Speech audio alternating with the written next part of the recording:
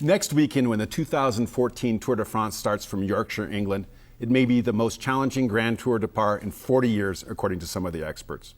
This defining sport of the European summer was made popular in America by the exploits of our guest tonight, Lance Armstrong, and the cloud that continues to hang over pro cycling based on the choices he and many of his colleagues made during that era has not yet dissipated. Tonight, we'll talk to Lance Armstrong, Scott Mercier, and Ian MacGregor. Good evening, I'm Doug Price, and this is Colorado Quarterly for June 2014.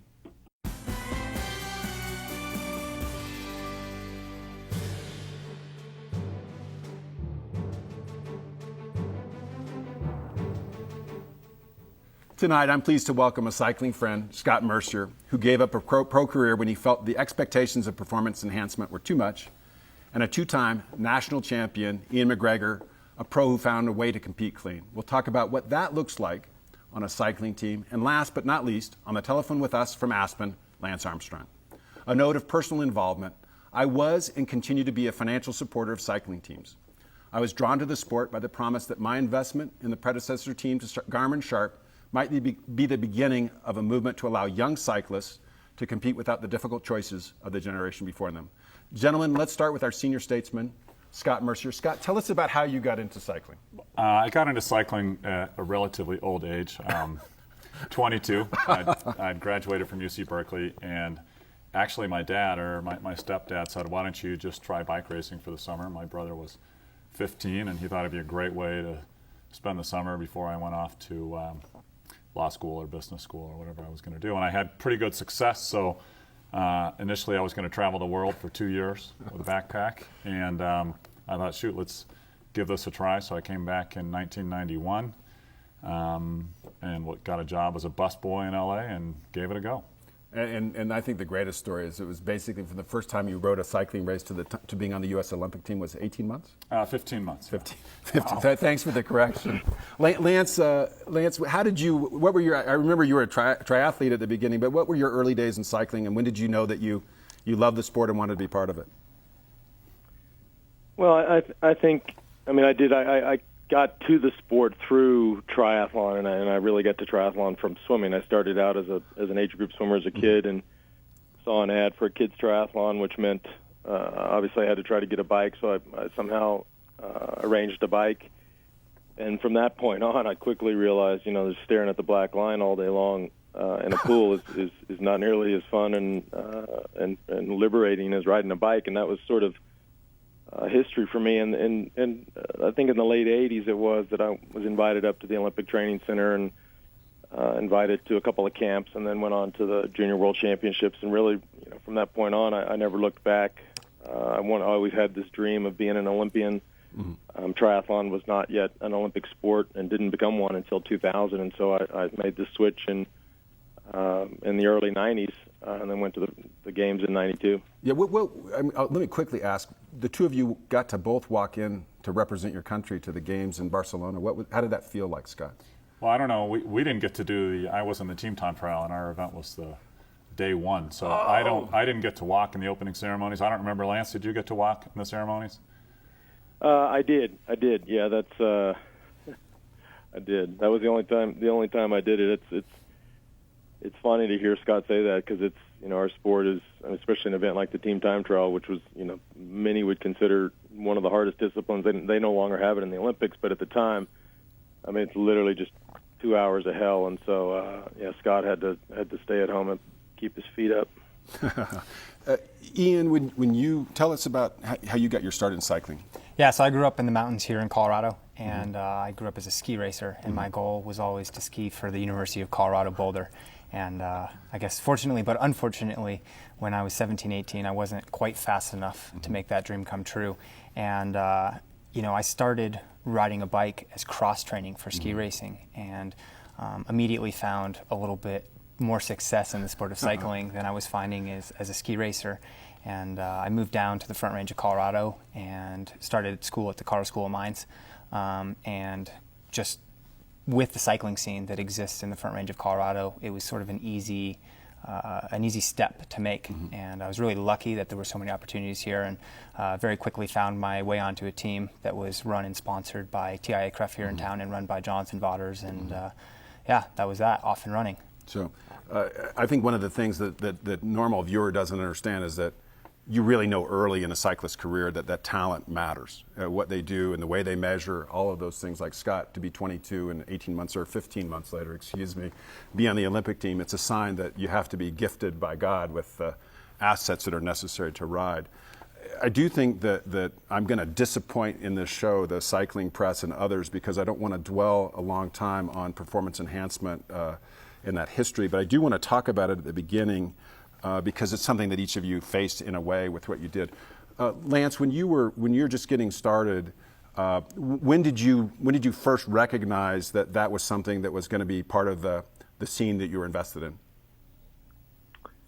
Well, I mean, I think we all knew the history of the sport. I mean, if you go back, I mean, gosh, you can go back 70, 80, 100 years ago, and in every sort of decade or every generation, there was something, and that's just, I mean, 100 years ago they called cyclists the convicts of the road. I mean, it was a rough and tough sport. The Tour de France was created as a gimmick to promote a newspaper. It was 5 stages. We think it's hard today. It's 200 kilometers a day.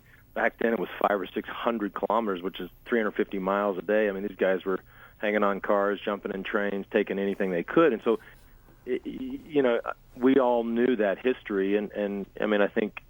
And even when we were young guys in the early '90s, running up through the amateur ranks and before we turned pro, I mean, of course, you always want science to be a step ahead of where doping would be, and if that's the case, then everybody says, okay, I mean, science is there, and we can't get around that, and so let's just lace up and race clean. But at that time, and Scott's very familiar with this period. Science was way behind. Yeah. And so you had a substance in EPO that was a couple of things. One, it was tremendously helpful, tremendously beneficial to the tune of 10%. And two, and most importantly, completely undetectable. Yeah. Completely undetectable. And so it ran like wildfire through the peloton, and it just was what it was. And I mean, as long as Scott had the courage to tap out and say, you know what, I'm going to go back and I'm going to rely on the education that I've got, and I'm going to make a different choice. And my life and my situation was quite frankly just different. I mean, I didn't have that to rely on, and we all looked at each other and we thought, you know what, screw this. We're gonna dig in and play the game. It's the way it's being played and fight. And so, it's been dissected a million times over in a million different ways, and it wasn't pretty. I'm not proud of it. But it was what it was. Let me ask Scott. I mean, Scott and Ian had different places where they went. Let me ask Scott to talk about, I know Scott and his family pretty well, and your history in South Africa. Talk a little bit about how you did make the decisions. Then I want to go back a little bit and ask Lance and Ian and you to sort of teach the audience about some of the things we should look for and how we build to a different place next time. Well, I think it's important to keep perspective and context in mind. Lance mentioned I had other options, and I chose to pursue those options. I'm glad that I did that, but I'll always wonder. I mean, ironically, I think Lance has paid probably. I mean, he was the greatest athlete of our generation, no question asked. Doping or no doping, I think that most people will acknowledge that. He had huge success, and he's now suffering as much, if not more, than anyone. I think you could argue that I also suffered as much as anyone by not ever knowing what my potential was. Lance mentioned EPO as a game changer of 10%. The one year I did the Worlds, I was 3% off winning the World Championships clean. So, there's a price that we've all paid. I'm proud to consider Lance a friend today. We ride together, and we're fat old guys. We get the GOP convention. We're old fat white guys. For those of you watching, by the way, you know that neither of them is fat. The guy from Rocky Mountain PBS is the only one that has body fat above 3% here. So let's ask Ian your history, and then I want to get back and talk about some things that revolved around. How did you make the decisions that you had? Well, I think there's a very important distinction here. And it's very important that everyone understands that I didn't make a choice. I can't stand here and say that I made a conscious decision not to take performance-enhancing drugs, because the reality of my situation was the first year I raced as a professional was in 2005. And I was lucky enough to be supported by a group of people and by a sponsor who were trying to change what the mainstream didn't yet understand. But this core group of people from professional cycling knew that it was a problem and knew that it was a very difficult choice that many young cyclists were facing. And the truth be told is I was insulated from that. There are a lot of people, from Doug Ellis to Steve Goldstein to Jonathan Vaughters to Alan Lim, who protected and insulated a young group of cyclists, and I think enabled us to avoid that choice. I know for myself personally that it was never even an option. And we're not talking about 2012. We're talking about 2005, 2006. And I think that in hindsight, that was unbelievably powerful. And I owe a huge debt of gratitude to all of those people for protecting me from something that I truthfully didn't even know existed. And I don't want to be disingenuous, because I was one of the original financial supporters, and Ian knows that. And thank you for not subjecting me to conflict. I do have a conflict in the sense that that was one of the things that we were trying to get accomplished. I do want to talk about, so Ian has a support group. Lance, I don't know, let's say 23 to 27. Where were the adult role models in your life at the time, and were you relying on anybody for counsel that, in retrospect, you're disappointed by, or did you just make competitive decisions on your own that led you to the decision to do that? Yeah, I mean, it was. One thing I think strikes me all the time is we really lost context of time here. And while Ian was talking about 05 and 06, and I agree with all of that, although I think, not all of it, but most of it. I mean, there was a lot going on in cycling scientifically at the time. The biological passport was becoming more and more effective. Guys were also realizing, we are not going to get away with this. Yeah. But, reverse it back 20 years ago. I mean, our decision that we were faced with, which we're all talking about here, was literally 20 years ago. And so it was a long, long time ago. And so we never thought that we would be in this place, and it was moving at such a fast pace for our own lives that we just jumped in. And but the unfortunate thing is that the events of the last couple of years have really led the public to believe that this was an issue for Lance Armstrong a year ago or 2 years ago, or Lance Armstrong was doing a transfusion 2 years ago, where a kid like Ian or even a kid like Chris Froome is a favorite to win the Tour de France. Now all he's going to do is answer questions about Lance Armstrong and doping and blood doping, et cetera, et cetera, et cetera. And he's going to be questioned about his performances. He's going to be questioned about the answers he gives or whatever TUE he might have, a therapeutic use. So we've lost. What's a TUE? Thank you for saying that, because it's like, a TUE is a therapeutic use exemption. So whatever you're allowed to, if it was cortisone for a tendonitis or an inhaler for asthma, those things you can declare, and technically you can supposedly use them. From an ethical perspective, Scott, I mean, when you were making this decision, you literally had a program. You're in South Africa. You're making a decision what you do and how it affects your career, and you finished the season but never rode after that. Did your 50-year-old self talk to your 25-year-old self at the time? I mean, did you think about that?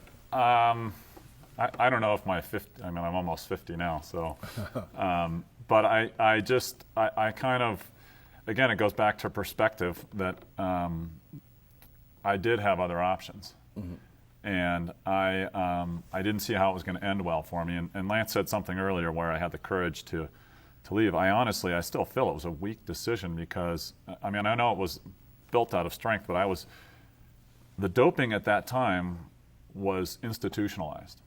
There was doping on U.S. Postal Service in 1997. Lance Armstrong was not on that team. There was doping in the peloton. So I didn't look at it as cheating per se. It was against the rules, but like Lance said, there was no test for it. You couldn't catch the EPO. It made a massive difference in performance. But there was no getting around that you were going to be a liar. And I didn't see how that would end well for me. And I just decided I didn't want to go down that road. And I thought that, okay, you start making real money.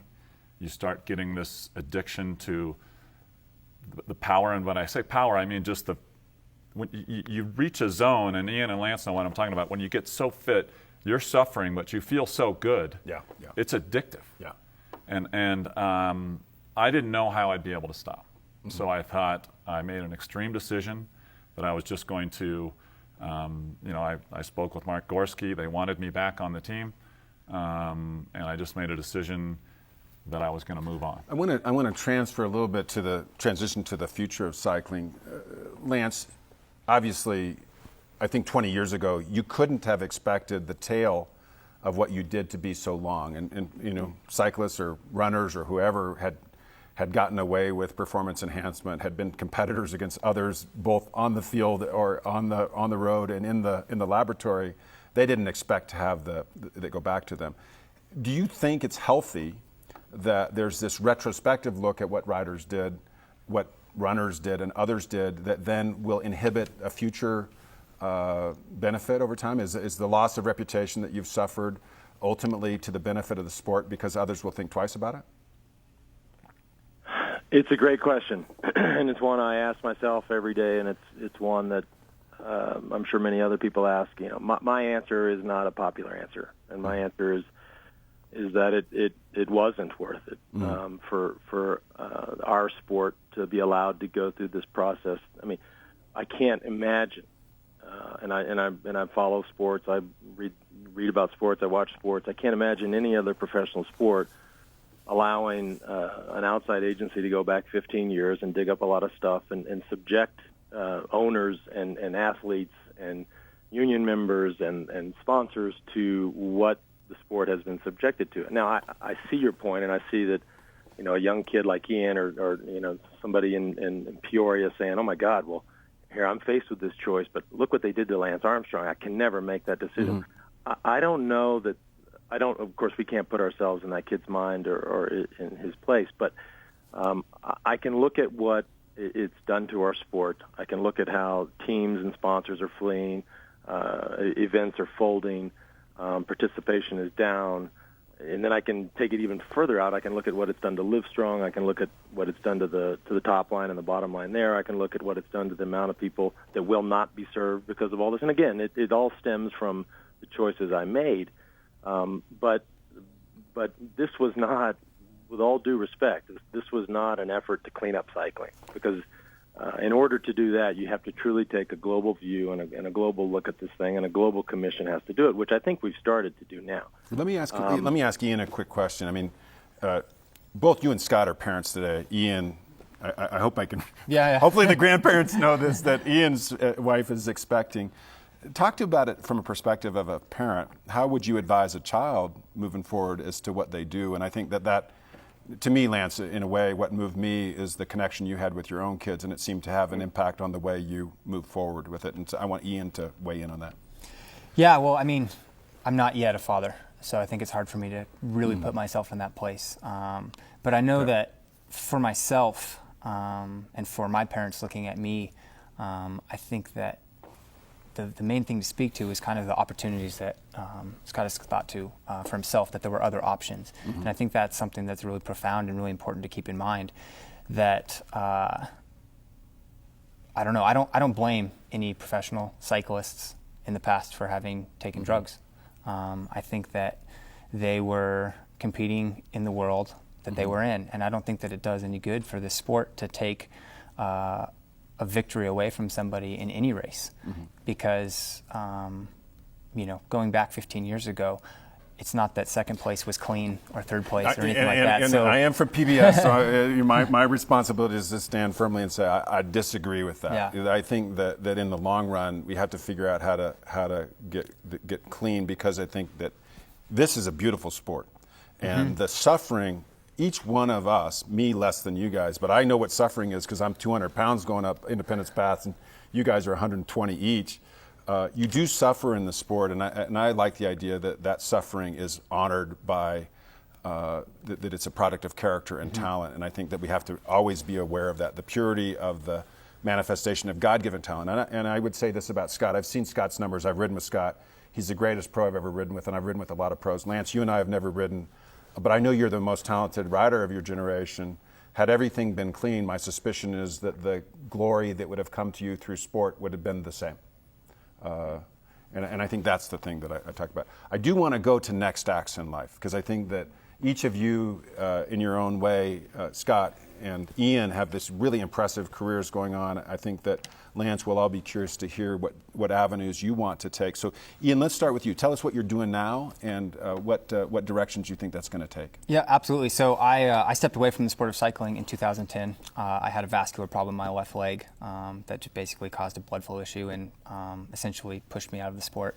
But since then, I finished my mechanical engineering degree from the School of Mines and have helped start and am currently the CEO of a company called Scratch Labs. We're based in Boulder, Colorado, and our main aim is to give people the products and education to take better care of themselves and their families.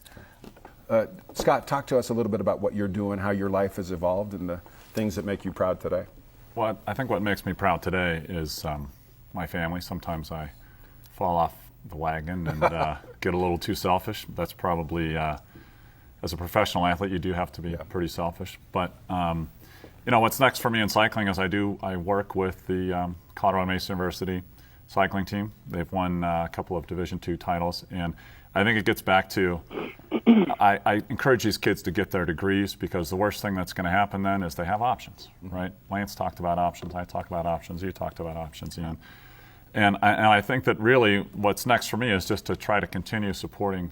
Cycling's not really part of my life. I have a business, but just to try to help build the grassroots at the collegiate level, because I think it can be a nice feeder for the long-term perspective of the sport. I mean, you get some guys from Harvard that have been into it and they have a lot of money, 10 years, or they start a business, and they might have good memories of their collegiate cycling days. So the next step for me is just to continue to live my life, ride my bike for fun, and try to be a good friend and husband and dad. Lance, I think, go ahead. I would add to that, one of the things that I am very proud of my sporting life, both as an amateur ski racer and 4 or 5 year professional cycling career, is simply the lessons that you learn through sport. And I think that those lessons, I've found them immensely valuable in my everyday life, both personal and business. And I think that that's something that I will never forget, and that I appreciate the utmost amount from cycling. Yeah, I think of you and Timmy Duggan. I see the friendship, and I think it's a wonderful friendship to see. Lance, as you look at your next act, obviously a period of incredible turbulence and personal reflection. What are the things that you want to do prospectively in the next phase? You're a young man. You've got a 30-year arc of your professional career. What do you see you investing your time doing? For me, it's complicated. I don't have an answer. I mean, other than to say that I have 5 amazing, healthy kids that are doing great and plugging along. I've got a great personal situation with Anna. It's no secret, as is widely reported almost daily, that I'm still involved with significant amount of litigation that I've just got to navigate through. It's also no secret that regardless of what happened on or off a bike, I am a cancer survivor, and that is, outside of my children, the most important thing in my life. I'm proud of what I started at Live Strong. I'm proud of all the great work that's been done there for 16 years, and it's quite frankly a bummer not to be involved anymore. But it is what it is, and I'll just keep. You don't have to raise another $500 million. I can go out and just try to help people on a one-on-one basis, and you know what? I get a lot of fulfillment from that, and so I'll just keep doing that. And ultimately, the answer to your question doesn't lie with what I want to do. The answer lies with what the world will let me do. Lance, let me ask about that, because I think that I know your friendship with Scott. I think that you're, whether it's a Twitter joke or it's true, you're going to write the foreword to Emma O'Reilly's book. Is that correct, or is that just a Twitter? No. That's actually already been done. So her book comes out July 3rd. So. As we close this, talk to me about friendship. What has surprised you about friendships lost? What has surprised you about forgiveness given as you've gone through this? Yeah, I've learned a lot there. I mean, in times like this, just like anybody that goes through a difficult time, it could be a divorce, it could be losing a job, whatever it could be. I mean, it could be my situation. You really learn who your friends are, and at times like that, people lean in or they lean out. And I've I've seen both, and you look around, you take inventory, you take stock. I mean, I see a guy like Scott Mercier, who I never thought would be a guy that would lean in, and it says a lot about him. It says a lot about his character. And then in terms of the forgiveness part, that's a complicated concept for a lot of people, and some will never give it. Some will never even look at it. And I can't fault them. I can't force them. I can't pressure them, and I can't get away from that. So all I can do is sort of live my life the way that I feel is right and fair now, and hopefully things stabilize, and ultimately I have a place in society.